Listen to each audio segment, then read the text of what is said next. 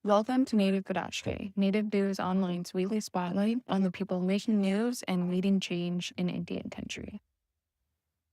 Welcome to another episode of Native Bidaské. I'm Levi Rickert, your host, and we have a very amazing young man who I met in Washington D.C. recently when I was at the winter session for the National Congress of American Indians. I went over to the Aspen Institute. They were introducing a group of 6 young people who are their champions for change this year, and it's Moses Wiseman. Welcome to Native Bidaské, Moses. Hi, Levi. And Moses, tell me this: you went to Washington. Uh, why were you chosen? To your belief, why were you chosen to be a champion of change? That's a very good question. I honestly, I didn't really think much of it. I was just thinking, oh, there's probably better applicants out there than my resume. Um, and I didn't really think I would get into this cohort of champions for change. And the cutoff age was 24, and I was 24 at the time I applied. So um, I guess it's the language work that I've done so far in my community. And what's your current position at your tribe or the organization you work? Oh, so well, I'm the Alaska Native Languages Program Director for the Alaska Institute for Justice. And that's my 9 to 5. And how long have you been speaking your language? I've been speaking it since I was aware. um, I grew up in a household where English was my first language, and I never really learned like true English up until I was in like third grade. There was a grade called 3T, third transitional, when we're phasing out from having like first phase, second phase, going by learning. And then they introduced grades to our school. So that's when we've learned how to speak and write in English. And, that's when we also were mandated to like learn to read, learn to write, and understand um, how like using context clues and stuff like that. So at your organization, the goal is to preserve the language and even beyond preserving it, to make sure that people are speaking it, right? Because sometimes you preserve things, you put it on a shelf. That's not what we were talking about here. Well, tell us what you're trying to do with your organization. So at so I work as so it's interesting because at the Alaska Institute for Justice, I work as the Alaska Native Languages Program Director, and I work alongside the Language Interpreter Center, and we work hand in hand. And so at the Language Interpreter Center, we offer interpretation and translation services, and that includes translating materials for our clients, um, and making sure that their needs are met when they're providing transit. So when we're providing translation services, we expect to translate from English to Yup'ik, and we also offer interpretation services, which means that if that can be video conference, teleconference, or in person, and so we would offer interpretation services um, simultaneously. And that would cover even like for purposes of law enforcement or even healthcare. Am I correct in that? Yeah, it basically means that right here, right now, because there are people who are revitalizing um, our language to continue with evolving those big words that we have. Um, but I think the work that I do right now is more of like what are we doing right now to provide language access for broadcasting with people. In a real practical sense, tell me this: like the Yup'ik people, how many of them are proficient in English? We'll say somebody who's maybe 40 has to go and see a doctor, and there might be some language barrier. Talk about that scenario. So I don't really have statistics on that when it comes to how many people older than a specific age have um, English proficiency, but people who are what we call people who need interpretation and translation services limited English proficient individuals, just like how the government does. Um, and so when say a Yupik person goes and wants to be seen at the hospital and they can barely understand the English language and the verbiage that the doctor is saying and the complex medical jargon that's being talked about. And so, well, first the doctor probably should understand that their client is limited English proficient, and so they would reach out to us and be like, hey, my client doesn't really speak Yupik. My client doesn't really speak English, but he or she speaks Yukdun, and so we would provide an interpreter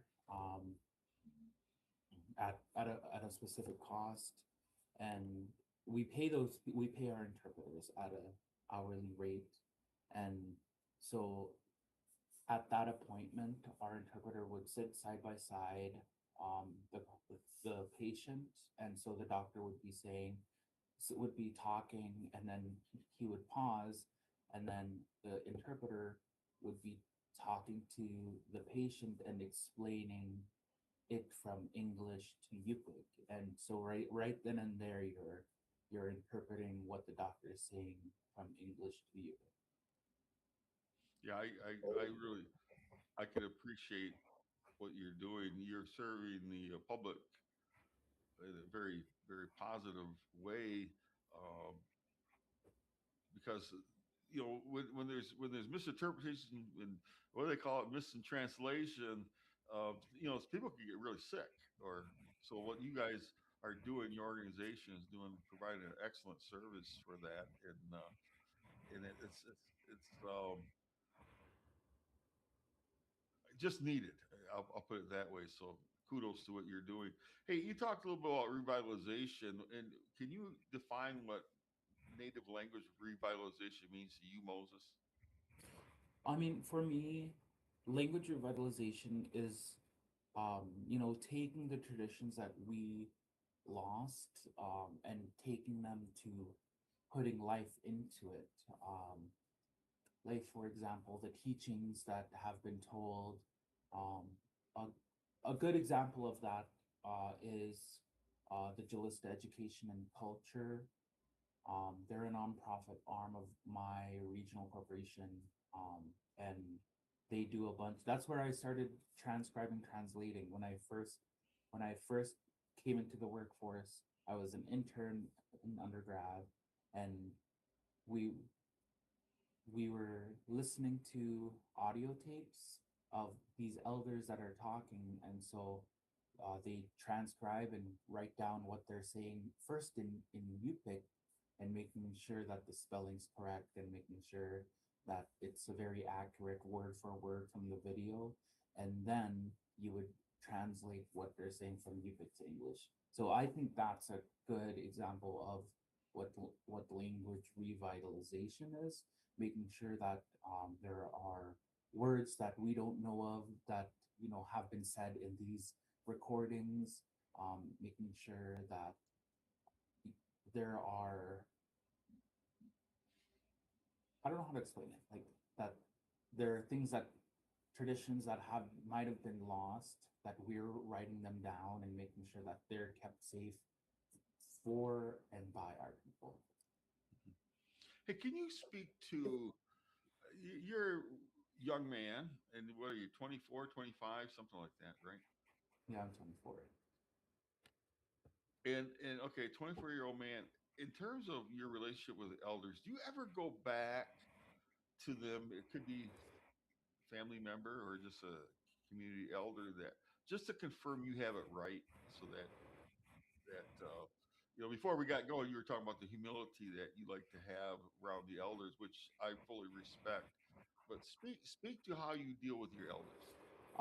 We majority, like when we do our panels, like for example, we're working on our second phase of our glossary that we're working on, and that phase, when we're doing verifications, we work with some of our elders in the community who are retired teachers as well, and they wouldn't consider themselves elders, but Mhm. in today's generation, with the next generation of our relatives becoming elders, I think they have to accept that that they're becoming the ones to pass on traditional knowledge, and so they um we try to understand and comprehend, be like, hey, before we say this and before we publish this, is this the most accurate way to say this,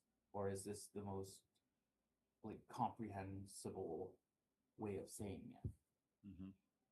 Yeah, I think that's very wise. And yeah, I remember uh, being at one of the Deb Holland's, Secretary Holland's Road to Healing, and we were on the Navajo Nation, and there was a gentleman who stood up and said that he's bilingual. He can speak both Navajo, Dene, and English. But he said he found that it's very difficult to express the meanings of some words that he knows in Navajo in English, where he said he can say it better in Dene than he can in English. Do you find that the same thing with yours? Oh, for sure. There are things that I have to talk with some people who also speak the language, because I'm always asking, because there's this one uh phrase that I use in my everyday lingo when I'm talking with my friends and family. And I was trying to explain it to one of my friends from undergrad, and I didn't know how to translate it. Um, it was like a phrase we use as a term of either endearment, annoyance, or um, like that. It's like a cute way to say it, or I don't know. It depends on the tone. I don't know how to really, but yeah, I do I do the same thing. Well, and I think you touched on it when we were in Washington when you made your presentation at the Aspen Institute. Uh, Speak about your family life. Like if you go home, are you speaking Yup'ik or are you speaking English or both? It depends. When I'm sitting down and eating with my family, of course I'm speaking in Yupik. It's what I'm most comfortable with. When I'm around elders, I tend to speaking in more of in English, because I'm too scared of being judged. And saying the wrong word and feeling like I'm how do I say this? I'm not fluent. Yeah. Well, I like your humility on that part. It speaks to who you are as a person, being humble and with showing that respect. And that's such a big thing in Native cultures, showing that respect to elders, and you don't want to say the wrong thing around them. And so I guess as we were talking, I was thinking how so many non let's just put it this way, regular Caucasians will often say, why don't you just get with it? You live in America, you speak English. So what would you say to that? What's your pushback in terms of preservation of your language, Yupik language, and why it's so important? I mean, it's very important to me because in Alaska, it's so unique because when we were living our normal lives, and then all of a sudden we use the term Kasuk, Kass apostrophe AQ. We use that word towards the Russians because they were pale. Um, they came on their little ships or their kayaks, and that was our first encounter. And then eventually they decided to sell Alaska to the United States, and so to go through two different uh, countries is like, and the fact that we're also still speaking our language is so important. Um, I don't know. It's arrogant to just say like, "Oh, speak in English." Like this is Hmm. America. America wouldn't be America without the cultures that it has. Hmm. And I know that there's a, big pushback with the diversity, equity, and inclusion, DEI, commonly known as DEI, big pushback, especially in this current administration. And I just feel like the diversity is what makes part of what makes America great, and it should make America great because you think about the lack of potential that if you excluded certain groups, right, and the potential that's there that we can all learn from each other, and there's to me there's a lot of beauty in diversity, and so could you comment on that? What's going on with America right now? I mean, it's crazy how people don't think that, oh, diversity, equity, and inclusion is such a bad thing. It's not. It's literally what makes society. Women wouldn't be around us if it weren't for the women's rights movement.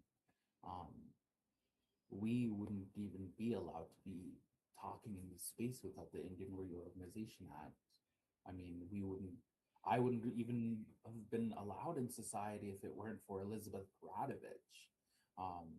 All these big movements are a reason why DEI, I don't even know why they're politicizing it. It's crazy. And, just the, the need for language access. Um, I always talk about language access. I apologize. But the fact that they would try to DEI, um,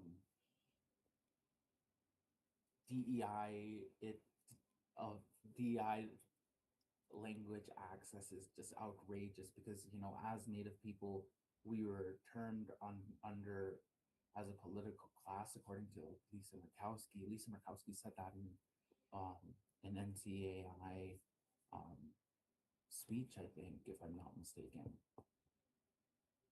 Yeah.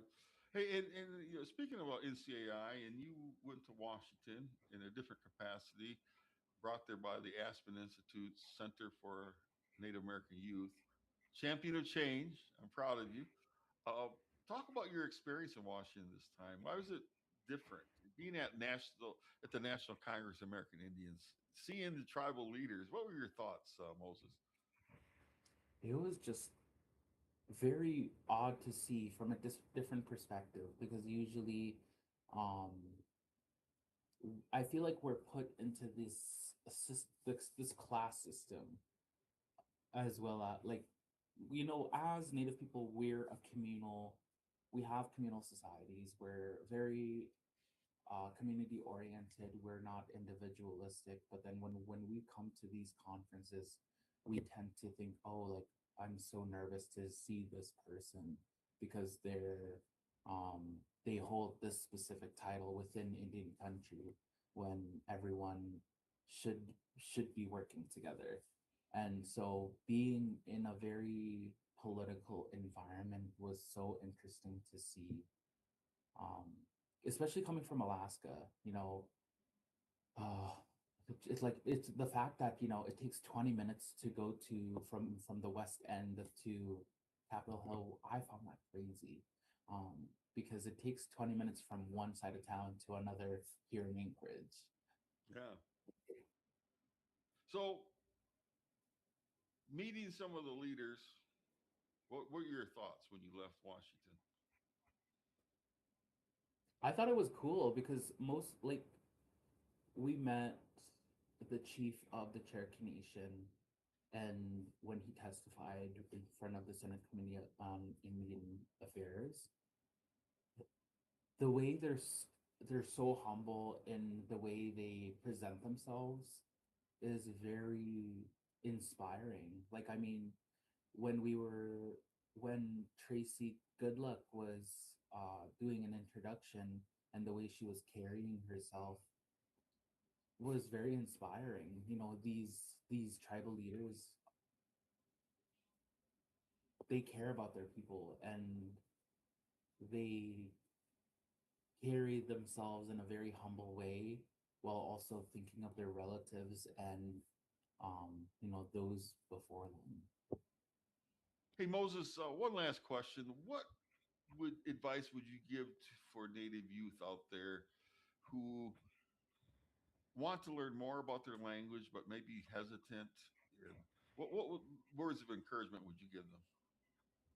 Reach out to your elders, reach out to your parents, ask them questions. It's okay to ask questions, because if if no one else is doing the work, who's going to do the work for you? Um, there's a saying um, my in my culture that says, like, "Oh, gapi just ngai that." No one's gonna do anything for you but yourself. Um, and do you know stand up and walk because your family has done it for you. You have make your path, shovel if you have to. Thank you so much. We've been talking to Moses Wiseman, and he is one of the champions for change for the Center for Native American Youth, the Aspen Institute. And we will be back next week with another guest for Native Bidaské. Until next time, as I like to tell you, elders, take care of those young ones. Young ones, give those elders hugs. They are our treasures. So we're all in this together. We can get it done. Yup'ik Medical. See you next week. Did you know that there is a museum in Detroit showcasing Anishinaabe art right now? Our people's art is on view at the Detroit Institute of Arts, and you can see it for free with your tribal ID. Check out the exhibition called Contemporary Anishinaabe Art, a Continuation, now through April 5th. It features present-day Native artists from the Great Lakes region and beyond, showing how our art, stories, and creativity are alive and evolving today. From beadwork and birch bark to painting, sculpture, and design, these artists are carrying culture forward in very powerful ways. Plan your trip to the Detroit Institute of Arts, bring your tribal ID, and experience this exhibition before it closes in April. Let us know what you think in the comments. Chimigwech. Thank you for joining us. If you value our warrior journalism for Indian country, please consider supporting our work by scanning the QR code or visiting the link below. Please subscribe to our YouTube channel, follow us on social media, and sign up for our free daily newsletter. Chimigwech.